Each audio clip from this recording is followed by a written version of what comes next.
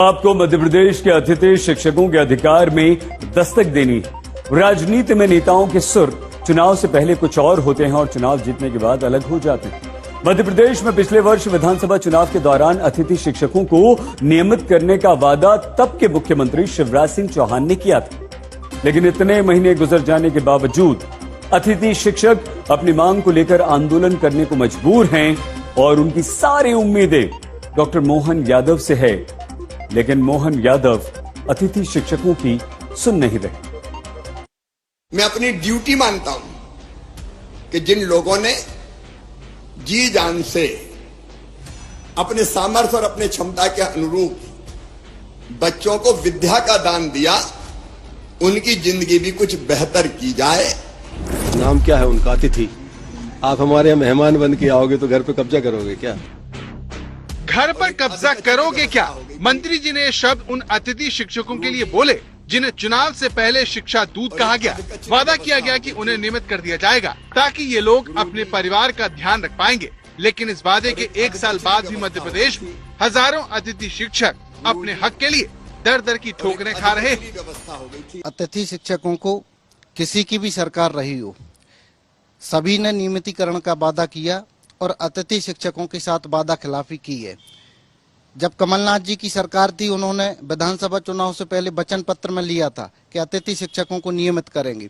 सरकार बनने के बाद वो भी अतिथि शिक्षकों का उन्होंने नियमितीकरण नहीं किया और उन्होंने कह दिया कि अतिथि शिक्षक पिछले 15 वर्ष का कचरा है।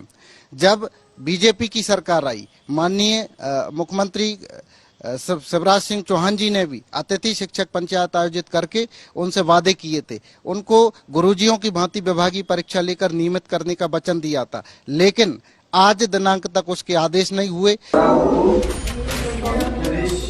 अगर एमपी में सब कुछ वादे के मुताबिक होता तो ये अतिथि शिक्षक इस तरह से जिंदगी न जी रहे होते। मध्य प्रदेश में हजारों अतिथि शिक्षक इसी तरह से अपना और अपने परिवार का पेट पाल रहे हैं। सबसे पहले अजय तिवारी से मिलिए। सुबह स्कूल में ये बतौर अतिथि शिक्षक बच्चों को पढ़ाते हैं और स्कूल से छुट्टी के बाद चाय की दुकान चलाते हैं।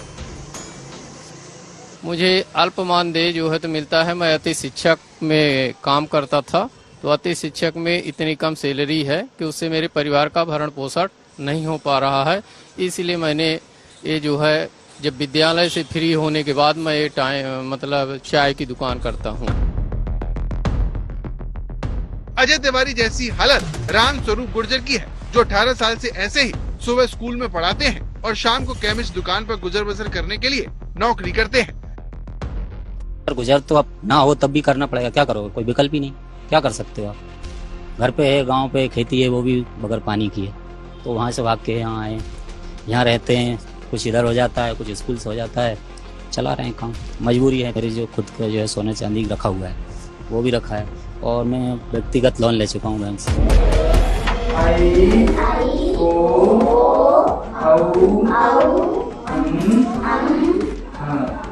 कन्हैया कश्यप की जिंदगी सुबह स्कूल और शाम को चाट का ठेला लगाते हुए गुजर रही है। यानी मध्य प्रदेश में जिनके कंधों पर देश के भविष्य को संवारने की जिम्मेदारी है, उनका खुद का भविष्य असुरक्षित है। इसीलिए अतिथि शिक्षक नियमितीकरण को लेकर आंदोलन कर रहे हैं। पूछ रहे हैं कि चुनाव से पहले जो वादा उनसे किया गया था उसका क्या हुआ। जब ये सवाल स्कूल शिक्षा मंत्री राव उदय प्रताप सिंह से पूछा गया तो उन्होंने हजारों अतिथि शिक्षकों के जख्मों पर नमक रगड़ दिया। नाम क्या है उनका? अतिथि। आप हमारे यहाँ मेहमान बन के आओगे तो घर पे कब्जा करोगे क्या? इस बयान पर विवाद बढ़ा तो मंत्री जी ने खेद जताने में देर नहीं की और कहा कि उनका मकसद किसी को ठेस पहुंचाने का नहीं था। उनका हमारे बच्चों को, जिन्होंने अतिथियों ने शिक्षण व्यवस्था में महत्वपूर्ण योगदान दिया, अगर उनको तकलीफ हुई तो स्वाभाविक रूप से हमारे प्रदेश के बच्चे हैं, हमारे अतिथि शिक्षक हैं, हमारे अपने हैं, वो उनको अगर तकलीफ हुई तो मैंने कहा मैं खेद व्यक्त करता हूँ। इसमें कहीं कोई मुझे संकोच नहीं है, कोई संशय नहीं है। लेकिन अतिथि शिक्षकों के नियमितीकरण के वादे का क्या हुआ, इस पर सरकार खामोश है। जबकि तब राज्य के मुख्यमंत्री शिवराज सिंह चौहान ने विधानसभा चुनाव से ठीक पहले भोपाल में अतिथि शिक्षकों की पंचायत बुलाकर वादा किया था कि सरकार अतिथि शिक्षकों को नियमित करने की दिशा में आगे बढ़ेगी। गुरुजियों की तरह एक योजना बनाऊंगा कि जिसमें पात्रता परीक्षा लेके भी हम अतिथि शिक्षकों को नियमित करने की दिशा में आगे बढ़ सकें। मेरी इच्छा है कि तुम सब नियमित हो जाओ, ढंग से पढ़ाओ, बच्चों को भी ठीक से पढ़ाओ। तो जिनके कंधों पर बच्चों को पढ़ाने की जिम्मेदारी है, वो इस वादे के बावजूद चाय की दुकान से लेकर चाट का ठेला लगाने को मजबूर है। अतिथि शिक्षक परंपरा एमपी में 2008 से शुरू हुई। तब वर्ग 3 को 2500, वर्ग 2 को 3500 और वर्ग 1 को 4500 रूपए मानदेय मिलता था। मानदेय भुगतान सिर्फ 20 दिन का मिलता था। 2018 में दोगुनी बढ़ोतरी करते हुए वर्ग 3 को 5000, वर्ग 2 को 7000 और वर्ग 1 को 9000 मानदेय मिलना शुरू हुआ। वर्तमान में मानदेय है वर्ग 3 को 10,000, वर्ग 2 को 14,000 और वर्ग 1 को 18,000, जिसकी शुरुआत 2023 विधानसभा चुनाव से ठीक पहले हुई थी। एमपी में स्कूल शिक्षा में कुल 72,000 अतिथि शिक्षक हैं। 51,558 पद में अतिथि शिक्षक कार्यरत हैं और 31,268 पदों पर उनकी बहाली की प्रक्रिया जारी है। आज की तारीख तक रेगुलर करना तो छोड़ो, इन्होंने पोर्टल तक नहीं खोला अभी तक कि लोग अप्लाई कर सके।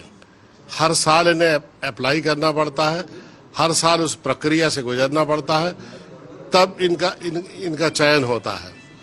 26,000 स्कूल ऐसे हैं जिसमें केवल एक शिक्षक है। 8,000 से ज्यादा अतिथि शिक्षक 5 मांगों को लेकर आंदोलन कर रहे हैं। इन्होंने 10 सितंबर को भोपाल में तिरंगा यात्रा निकालकर प्रदर्शन भी किया। बारिश के बीच प्रदर्शन 6 घंटे तक चला। अतिथि शिक्षकों का प्रतिनिधि मंडल शिक्षा मंत्री राव उदय प्रताप से भी मुलाकात कर चुका है, लेकिन अब तक बात नहीं बन पाई। रवीश पाल सिंह, भोपाल, आज तक।